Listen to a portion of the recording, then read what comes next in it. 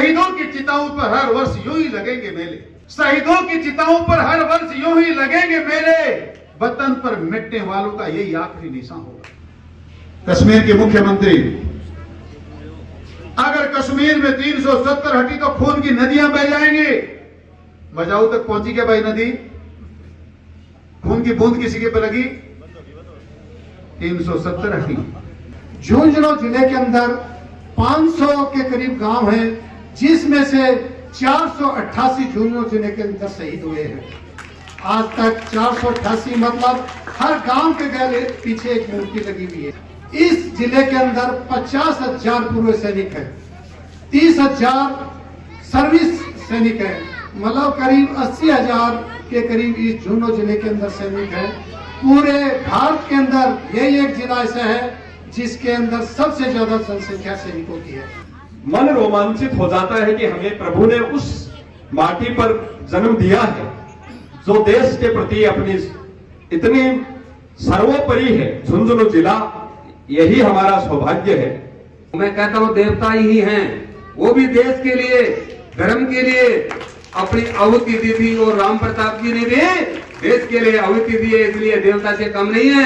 राम प्रताप सिंह, शहीद राम प्रताप सिंह, शहीद राम प्रताप सिंह, वंदे शहीद राम प्रताप सिंह, शहीद राम प्रताप सिंह, शहीद राम प्रताप सिंह, वंदे शहीद राम प्रताप सिंह, शहीद राम प्रताप सिंह, शहीद राम प्रताप सिंह, वंदे शहीद राम प्रताप सिंह, शहीद राम प्रताप सिंह, शहीद राम प्रताप सिंह, वंदे शहीद राम प्रताप सिंह, शहीद राम प्रताप सिंह, शहीद राम प्रताप सिंह, वंदे शहीद राम प्रताप सिंह, शहीद राम प्रताप सिंह, शहीद राम प्रताप सिंह,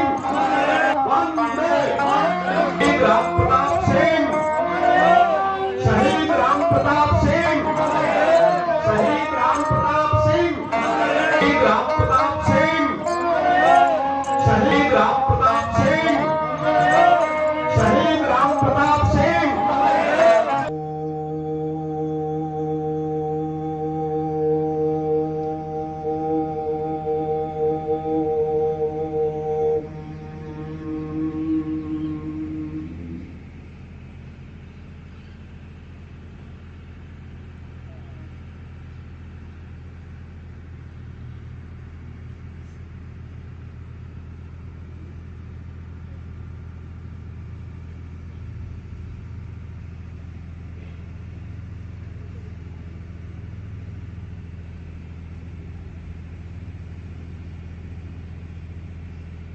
शहीद राम प्रताप सिंह, शहीद राम प्रताप सिंह, शहीद राम प्रताप सिंह, वंदे शहीद राम प्रताप सिंह, शहीद राम प्रताप सिंह, शहीद राम प्रताप सिंह, वंदे शहीद राम प्रताप सिंह, शहीद राम प्रताप सिंह, शहीद राम प्रताप सिंह, वंदे शहीद राम प्रताप सिंह, शहीद राम प्रताप सिंह, शहीद राम प्रताप सिंह, वंदे शहीद राम प्रताप सिंह, शहीद राम प्रताप सिंह, शहीद राम प्रताप सिंह,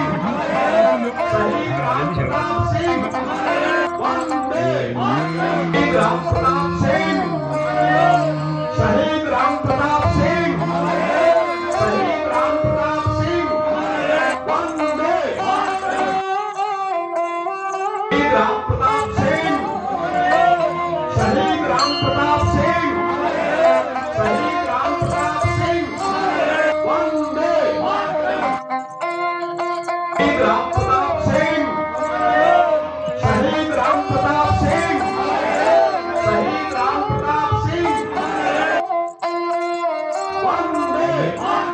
इस मिट्टी के कण को अपने माथे पर धारण करूं जिस पे मेरा अनुज राम प्रताप चला गया। जहां सब लोगों ने जन्म लिया, जहां उसकी विरासत को बढ़ाने वाले और नौजवान पैदा हुए हैं। धन्य है मिट्टी, और इस मिट्टी पर चलकर उसकी राम प्रताप की मां ने एक ऐसे लाल को पैदा किया। धन्य है वो कोख, धन्य है वो सूरमा, जिन्होंने पैदा करके मां भारती की रक्षा करने के लिए लाल को न्यौछावर करने के लिए जीवा में भेज दिया। और सबसे ज्यादा धन्य जो है, जिसको मैं नतमस्तक होकर प्रणाम करूं, वो है शहीद की वीरांगना वेद कौर। हे देवी, आपने जो कुछ सहा है वो असहनीय है। महाभारती की सीमाओं की सेवा करने वाले लोगों की वीरांगना बनना में शहीद से कहीं बढ़कर होता है। शहीद की वीरांगना होना कोई छोटी मोटी बात नहीं होती। सौभाग्यशाली होते हैं वो लोग जिनको ये भाग्य मिलता है, जिनको ये सौभाग्य मिलता है। इस गांव में आपसे पहले बहुत सी बहुएं आई हैं। हे देवी, आपसे बाद भी बहुत सी बहुएं आएंगी और चली जाएंगी। वीरांगना कहलाने का धर्म, वीरांगना कहलाने का गर्व ग्राम पंचायत मजाऊ में सिर्फ आप अकेली को प्राप्त है। ये बहुत ही सौभाग्य की बात है। 22 साल से लगातार हम ये दृश्य देखा है, और 8 साल तक लगातार ये दृश्य राम प्रताप को पैदा करने वाले पिता ने भी देखा है। और सौभाग्य देखिए, उनकी पुण्यतिथि, उनकी यादगार दिन एक ही भगवान ने एक ही दिन की, और हम दोनों का आज स्मरण दिवस मना रहे हैं, उनकी पुण्यतिथि मना रहे हैं। लिखी हुई 2 लाइनें साकार हो रही हैं कि शहीदों की चिताओं पर हर वर्ष यूं ही लगेंगे मेले। शहीदों की चिताओं पर हर वर्ष यूं ही लगेंगे मेले। वतन पर मिटने वालों का यही आखिरी निशान होगा। ये आखिरी निशान कोई छोटी मोटी बात नहीं है। पर आपको सबको पता है कि 14 अक्टूबर के दिन उन्होंने मां भारती को रक्षा के लिए अपने प्राणों की आहुति देकर, अपने लिए नहीं, अपने परिवार के लिए नहीं, अपनी पत्नी के लिए नहीं, अपने बच्चों के लिए नहीं, किसी जाति पाति धर्म और मजहब के लिए नहीं, हिंदुस्तान की सीमा कैसे अमर रहे, हिंदुस्तान की सीमा कैसे सुरक्षित रहे, और कैसे ये बात सच हो कि तेरा वैभव अमर रहे, मां मैं दिन चार रहूं ना रहूं। ये बात कहते कहते अपने आप को वहां न्यौछावर कर दिया। गोली पीठ पे किसी ने आज तक खाई नहीं, छीने पे खाकर आपके सामने मां भारती के नाम का नाम रोशन कर दिया। इसलिए भगवान मानना चाहिए। 1947 बहुत ज्यादा पहले की बात नहीं है। एक एक गांव के बारे में जान सकता हूं, बता सकता हूं। पहले मेरे गांव की बताता हूं। मात्र एक व्यक्ति, एक महिला और एक पुरुष, 2 व्यक्तियों को मैंने तो मेरे दादा को भी नहीं देखा, दादी को भी नहीं देखा, पर उन्होंने चारपाई के नीचे छुपा लिया जब मारकाट मची थी। तो उन 2 लोगों का परिवार आज 2000 लोग हैं, और आधे से ज्यादा पाकिस्तान में बस गए, जिनको जिंदगी यहाँ के हिंदुस्तानियों ने दी, सनातन संस्कृति वाले लोगों ने दी। वो हमको छोड़कर चले गए। गांव में जगह बची है उनकी, वो कहते वहां रहेंगे जहां मुसलमान रहते हैं, तुम तो काफिर हो। इसलिए ये समय बहुत सोच समझ के काम करने का है, और सोच समझ के काम करने वालों में सबसे पहला काम है कि इनका सम्मान करें, जिनका करना चाहिए। और इन बच्चों में कूट कूट करके भावना भरनी चाहिए कि दुनिया में अगर जीना है तो मां भारती को सुरक्षित रखना सबसे पहले जरूरी है। सनातन संस्कृति को मानना जरूरी है, उसके बाद अपने माता पिता को मानना है, उसके बाद अपने परिवार पड़ोस को मानना है। सबसे पहले तो धरा और धरती और मिट्टी को सिर पे धारण करके चलना सीखो, अगर आपको सनातन संस्कृति के अनुसार जिंदा रहना है तो। काशी विश्वनाथ का कॉरिडोर आपने नहीं देखा, मैंने देखा है। कोई जाता है तो देखता है मैं कौन सी रमणीक स्त्री में आ गया।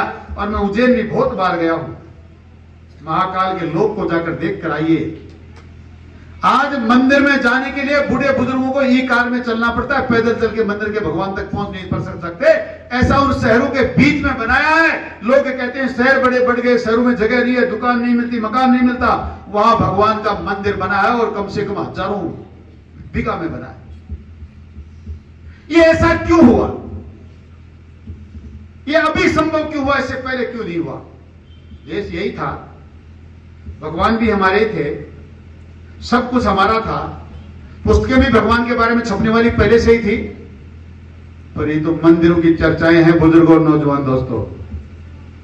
देवी और सज्जनों में तो ये भी जानना चाहता हूं कि मंदिर तो अभी बने तो ठीक है, ये जो मूर्ति हमारे वाले मंदिर की लग रही है, ये भी अटल बिहारी वाजपेयी से पहले नहीं लगती थी। इस बात के गवाह हैं सारे बैठे। कोई नहीं जानता था हिंदुस्तान में कौन मरता है, कौन जीता है, सीमाओं में कौन लड़ता है। एक टोपी और एक बेल्ट के माध्यम से घर में आती और एक टेलीग्राम आता, सूचित किया जाता है आपका बेटा उस सीमा पर ढेर हो गया, उस सीमा पर बलिदान हो गया, उस सीमा पर मृत्यु को प्राप्त हो गया। पेंशन चालू कर दी जाएगी, कितने? 2000 रुपया, 2200, 2800, यही थी ना? देश यही था।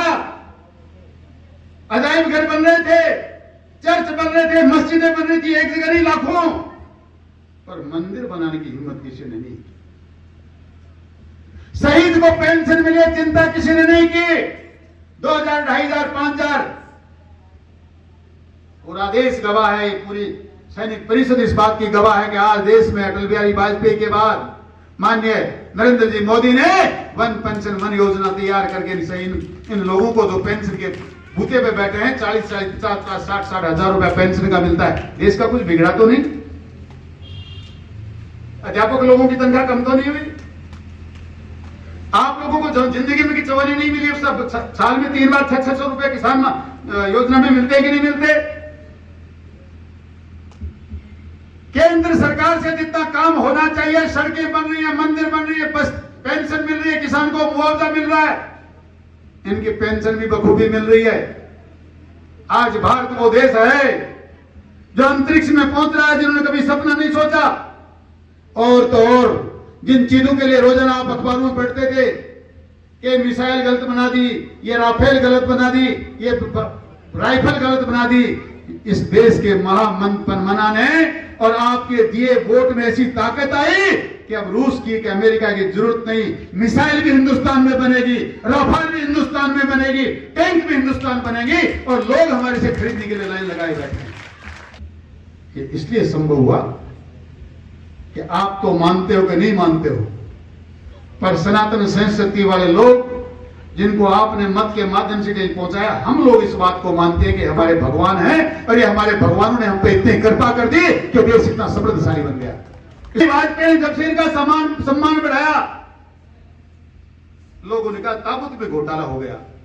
अरे वाह भाई, कांग्रेस के लोगों, एक जवान जिसको अपनी मां के पास पहुंचना है, जिसको अपनी वीरांगना के पास पहुंचाना है, जिसको अपने गांव में पहुंचाना है, और गांव में संस्कार के अनुसार, रीति रिवाज के अनुसार उसकी अंत्येष्टि हो जाए, इसके लिए हमने एक छोटी सी ताबूत खरीदी, आप फिर उसमें घोटाला हो गया। बस ये घोटाले होते रहे, 70 साल तक हमें लोग बेवकूफ बनाते रहे। जब दबाव पड़ा तो इमरजेंसी लगा के लोगों को जेल में डाल दिया। अब इस देश के आगे बढ़ने का समय आया है देवियों और सज्जनों।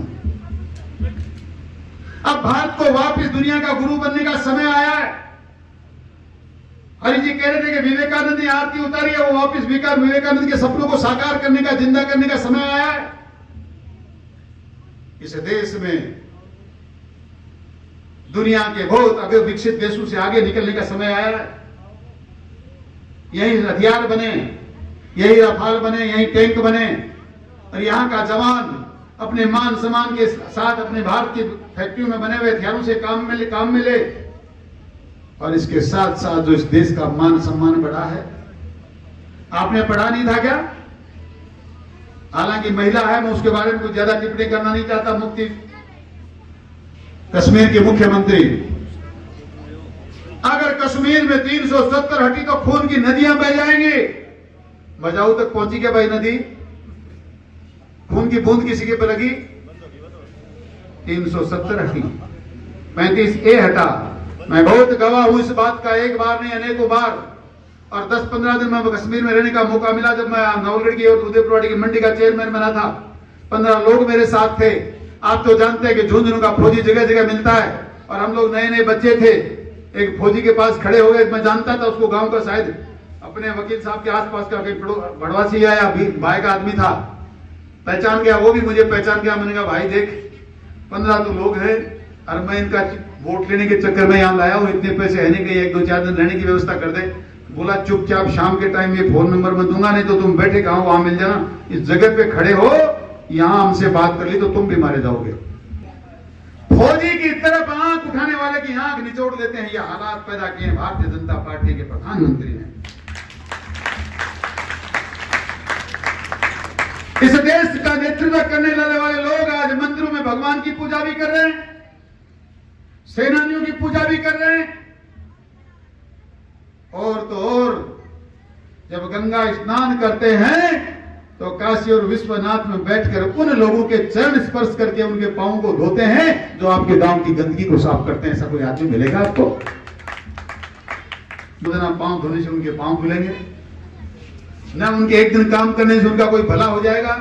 ये एक संदेश है, ये एक संदेश है कि इस देश की मिट्टी में पैदा हुआ हर एक व्यक्ति सम्मान है, हर एक का सम्मान करना चाहिए।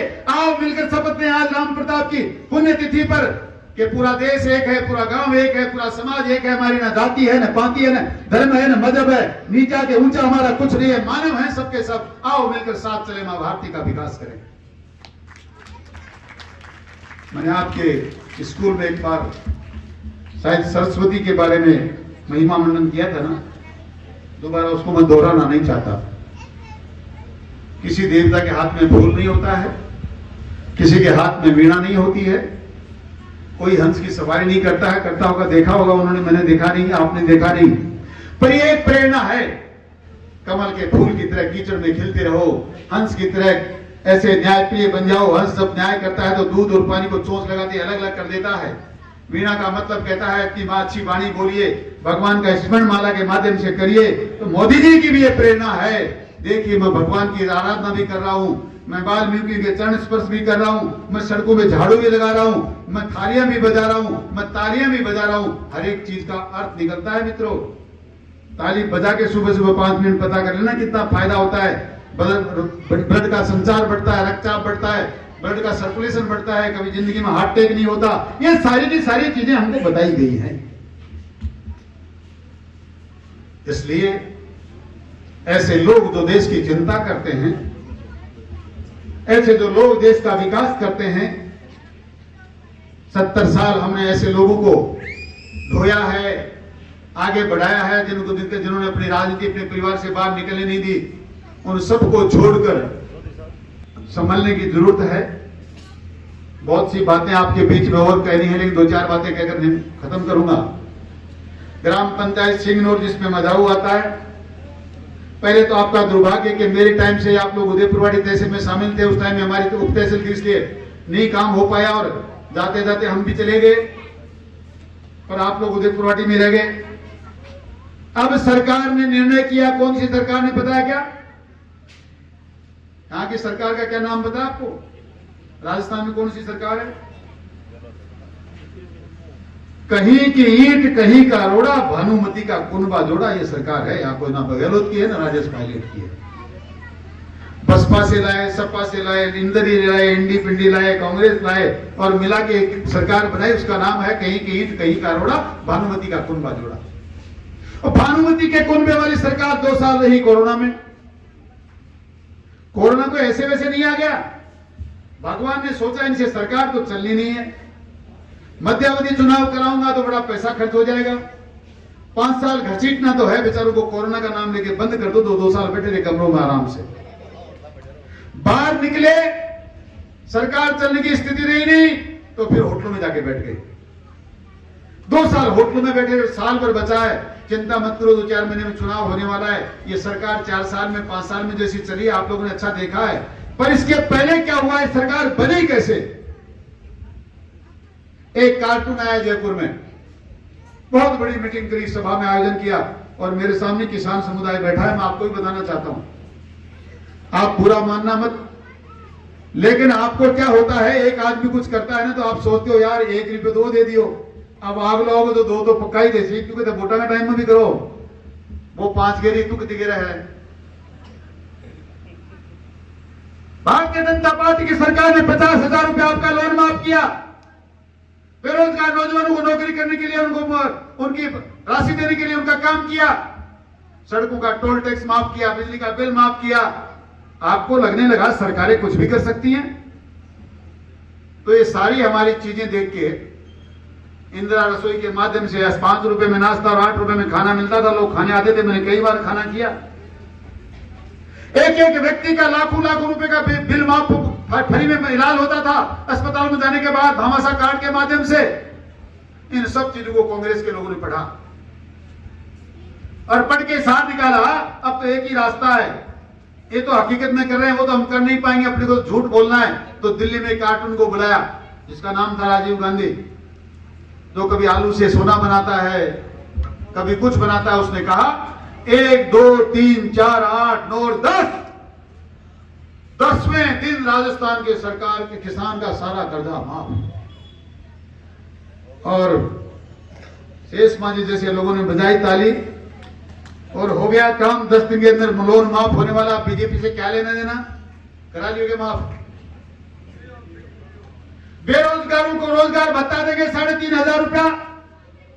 बिजली का बिल 1 पैसा बढ़ेगा नहीं, लोन सारा माफ होगा। आप तो मुझे इतना बता दो आज, ताकि माइंदा के लिए तो ऐसे भाषण बोलो नहीं कि किसी का लोन माफ हुआ, किसी को बेरोजगार भत्ता मिला। तो सड़कों का टोल टैक्स माफ है क्या? बड़े बड़े मंचों से वो कहता मैं 6.25 फुट का हूं कि 6.5 फुट का हूं, सुखगढ़ चौधरी मेरी सुंडी के बराबर आता, उससे जाकर पूछो तो सही कि वीसीआर का क्या हुआ। घर घर में वीसीआर 15-15 20-20 हजार रुपए त्राई मां मची हुई है। आपकी जमीन जो 70 साल में कांग्रेस की सरकार आपके नाम कर नहीं पाई, मंदिर माफी की जमीनें, आइए मेरे साथ चमरा में, गुढ़ा में सैकड़ों बीघा जमीन मंदिर माफी भी थी 70 साल तक। वो उस आपके एमएलए के नाम पे, उसकी पत्नी के नाम पे, उनके भाइयों के नाम पे खुर्द होकर दुकानें बन रही हैं। आपके लिए नहीं है, वो तो कुछ भी कर सकते हैं। आपने सरकार इसलिए बनाई ताकि इंसानों की हत्याएं हो जाएं।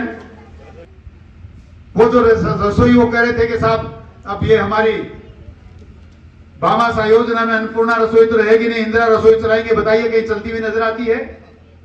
बहुत सी बातें ऐसी थी जिनकी वजह से 4 साल में आप लोग परेशान भी हैं, आतंकित भी हैं। और वो लोग जो बहुत बड़ी बड़ी बातें कहते थे, उनसे निवेदन करना चाहता हूं और आपसे भी निवेदन करना चाहता हूं कि समय बहुत कम बचा है। हम राजस्थान में से भय, भ्रष्टाचार और भूख को खत्म करना चाहते हैं। हम नौजवानों को रोजगार देना चाहते हैं। वापिस सड़कों का टोल टैक्स बंद करना चाहते हैं। बिजली का बिल किसान का माफ करना चाहते हैं। वापिस उसी प्रकार का इलाज किसान का कराना चाहते हैं। फिर चाहते हैं कि 370 तो हटी, कश्मीर हमारा अभिन्न अंग बन जाए। फिर हम चाहते हैं कि देश की सीमाओं को सुरक्षित करने वाले लोगों का फिर मान और सम्मान बढ़े। इसलिए आने वाले समय में आपको एक बार पुनर्विचार करना पड़ेगा। हमारा ये विचार भी है कि अयोध्या काशी मत तो बनी, अब मत आगे हमारा काम पूरा हो जाए। इसलिए आओ आज इस पुण्य तिथि पर, शहादत दिवस पर इस बात की प्रेरणा भी लें कि जो भूल हुई है उसको सुधारेंगे और आगे काम को ठीक करेंगे। ऐसा मैं आपसे निवेदन करना चाहता हूं। तो मैं चर्चा कर रहा था कि आप लोग आज तो अमर शहीद राम प्रताप की पुण्यतिथि है, पर 2 4 5 10 दिन के अंदर सारे गांव के लोग बैठकर एक योजना तैयार कर लेना और मुझे बुला लेना, वरना तो वो दिन दूर नहीं। और तो आप लोगों ने गलतियां करी, वो तो बच्चे आपसे हिसाब पूछेंगे। पर बच्चों, आपसे भी कहना चाहता हूं, नौजवानों से भी कहना चाहता हूं, अगर गलती से इस सरकार ने नीम का थाना को जिला बनाकर आपको शामिल कर दिया तो दुनिया में आपको कोई पूछने वाला नहीं मिलेगा। ये बच्चे हिसाब मांगेंगे। आपने बार साल में एक बार बैठकर वहां स्कूल में मीटिंगें करी। भाई सुखगढ़ जी तो आके आपको जगाते थे, फिर भी आप सोते रहे। राम प्रताप की पुण्यतिथि पर लगातार आप लोगों को ये बात कही गई। उसके बाद भी हमारा जिला नीम का थाना कैसे बन गया झुंझुनू को छोड़कर, तो जवाब मुश्किल हो जाएगा। इसलिए बात की चिंता करना शुरू कर दो। अगर ये सोचते हो कि एक आदमी ने आपको ये कह दिया जो मैं बूढ़ा को बनाऊंगा, बूढ़ा को बनाऊंगा, उदयपुरवाटी को बनाऊंगा, तो एक बात सोच लेना, करेंगे वो किसी की रहनुमाई क्या, लुटाकर खुद जो अपना कारवां चले आए। करेंगे वो किसी की रहनुमाई क्या, लुटाकर खुद जो अपना कारवां चले आए, जिसका अपना परिवार का ठिकाना नहीं। कल परसों गजेंद्र सिंह जी कह रहे थे भरतपुर का बिना पैंदे का लोटा कभी इधर उड़ता कभी उधर उड़ता है। 4 साल लगातार। अशोक गहलोत जिंदाबाद। बाद में किसी को धर्मेंद्र राठौड़ इसका चेला है, उसका है वो आगे पीछे रहने वाला, उसने कहा अरे बात बनेगी नहीं, गहलोत वाली बात को छोड़ दो। सुबह पहले बोला राजेश भाई, वो सचिन पायलट जिंदाबाद। मैं तो कहता हूं उसके बच्चों के लिए कोई ये कह देगा ये तेरे काम में नहीं आने वाले, तो वो कह देगा नहीं भाई मेरे बच्चे बेकार, मेरी पत्नी बेकार, कोई और किसी के बच्चों की तलाश करो। तो इंसान बार बार बदलते हो, जो ऑप्शन 3 देते हो। मुझे अगर ग्राम पंचायत मजाऊ की स्कूल को करना है तो मैं कहूंगा सिंगनौर भी करेंगे, दमोरा भी करेंगे, भोड़की भी। क्या लेना देना आपका सिंगनौर, दमोरा, भोड़की से? आप तो ये बताओ कि मजाऊ का काम करोगे कि नहीं करोगे।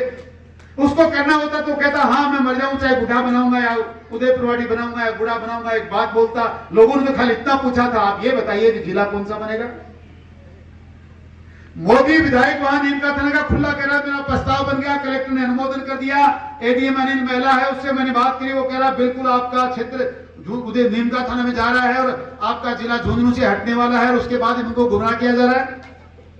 इसलिए बुजुर्गों, नौजवान दोस्तों, देवी और सज्जनों, बहकाव में आने की जरूरत नहीं। 2-4-5 दिन में मीटिंग करके कल बड़ा गांव में ऐतिहासिक बड़ी मीटिंग हमने करी है, शुरुआत कर दी।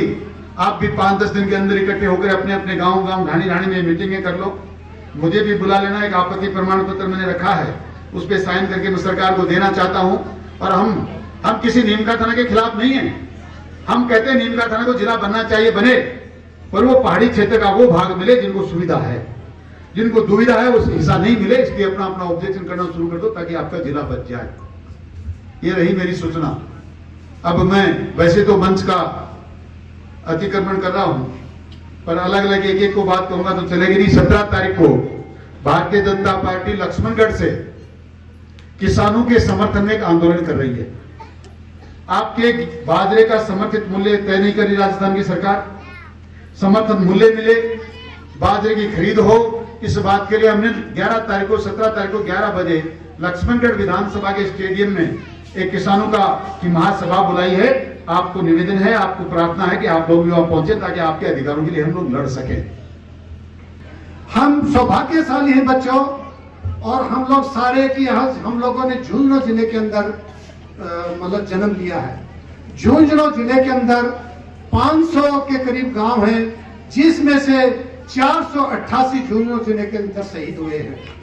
आज तक 488 मतलब हर गांव के गले पीछे एक मूर्ति लगी हुई है। इस जिले के अंदर 50,000 पूर्व सैनिक है, 30,000 सर्विस सैनिक है, मतलब करीब 80,000 के करीब इस झुंझुनू जिले के अंदर सैनिक है। पूरे भारत के अंदर यही एक जिला ऐसा है जिसके अंदर सबसे ज्यादा जनसंख्या सैनिकों की है, और सबसे ज्यादा सैनिकों का गांव झुंझुनू जिले में भीर गांव है, जिसके अंदर 400 के करीब सैनिक है। तो हम लोग इस मतलब हमें गर्व होना चाहिए कि हम लोग इस वीर भूमि के अंदर जन्म लिए हैं, और जहां पर ये झुंझुनू जिला है। जो शहीद है वो एक देवता है। आप कभी भी अपने मन से और आस्था से इसका नाम लेके इसको नमन करके आप चलो, आपके साथ चलेगा ही, आपके पूरी रक्षा करेगा ही। इसको हमेशा शहीद को आप देवता मान के चले।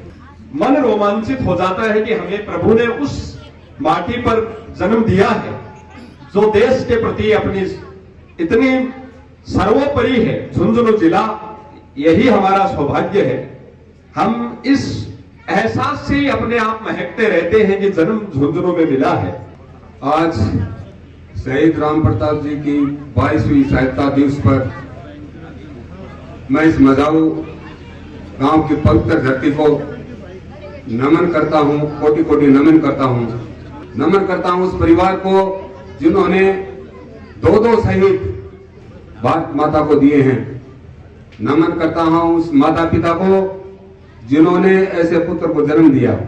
नमन करता हूं उस शहीद वीरगना को जिन्होंने इतनी शक्तिशाली वीरगना हमारे बीच जो पधारे हैं उनको मैं नमन करता हूं। आज हम जिस विषय के लिए यहाँ इकट्ठे हुए हैं, हमें जो देवी देवताएं हैं हमारे, हम श्री कृष्ण को मानते हैं, श्री राम को मानते हैं, गुगा जी को मानते हैं, पीर बाबा किसी को भी मानते हैं। हमने इतिहास पढ़ा है, हमने देखा नहीं है, किसी ने भी नहीं देखा है, हम इतिहास के अंदर पढ़ते हैं, लेकिन हमने राम प्रताप जी को देखा है। इसलिए मैं कहता हूं, अभी धर्मपाल जी कह रहे थे कि देवता के रूप में, मैं कहता हूं देवता ही हैं। वो भी देश के लिए, धर्म के लिए अपनी आहुति दी थी, और राम प्रताप जी ने भी देश के लिए आहुति दी है, इसलिए देवता से कम नहीं है। मैं सभी को बजाऊ गांव वासियों को बोलना चाहता हूं कि आप सब एक बार श्रद्धा सुमन करके देखें और राम प्रताप जी को भगवान की जगह या देवता की जगह मान के देखें। माताएं, बहनें, बेटी हैं, मैं ये कहना चाहता हूं, कहीं भी आपको समस्या होती है, एक बार ये स्कूल के अंदर जो शहीद का दर्जा दिया हुआ है, ये देवता है, यहाँ पर एक बार नारियल चढ़ाइए, एक बार आकर के आप मांग रखिए, मांगिए आप बच्चे यदि स्कूल के अंदर आप परीक्षा देने जाते हो या किसी कंपटीशन के अंदर जाते हो, एक बार देख के करो मजाओ गांव को। यदि आप यहाँ से मांग के जाओगे तो आपको अवश्य सफलता मिलेगी। जब भी किसी भी शहीद परिवार को या वीरगना को तकलीफ हो तो हमें सबको मिल करके और उसकी समस्या का हल करना चाहिए। शहीद कोई जाति और धर्म नहीं होता, शहीद देश का होता है। किसी जाति या धर्म के पीछे शहीद नहीं लगता, वो तो पूरे देश का होता है। तो राम प्रताप जी मजाऊ गांव का नहीं है, राम प्रताप जी पूरे भारत का शहीद है, पूरे भारत का बेटा है। इन्होंने हमारे लिए आहुति दी है, तो हम जब तक जिंदे हैं तब तक शहीद परिवार और शहीद